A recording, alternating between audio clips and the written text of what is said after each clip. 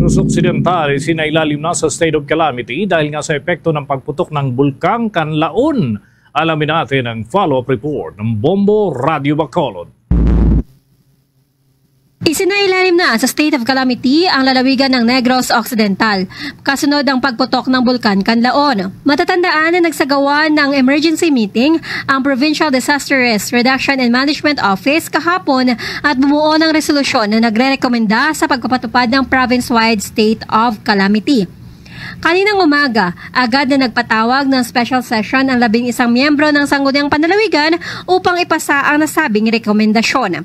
Wala namang anumang oposisyon kaya mabilis na aprobahan ang deklarasyon ng province-wide state of calamity. Ayon kay Negros Occidental Vice Governor Jeffrey Ferrer, ang presiding officer sa special session, ito ang sentimiento na nakakarami at panawagan din ng gobernador. Sa pagpapasailalim sa province-wide state of calamity, lahat ng local government units sa Negros Occidental ay maaari nang makatap sa kanilang disaster funds o quick response funds at ito ay magamit sa pagbili ng mga maipamimigay na tulong sa mga apektadong local government units.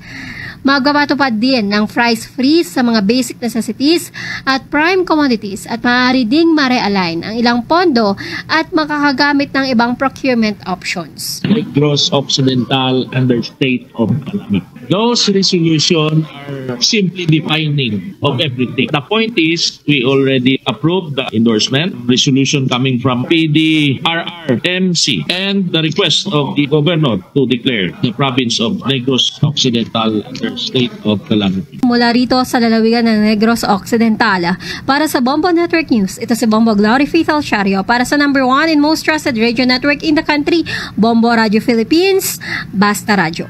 Bombo!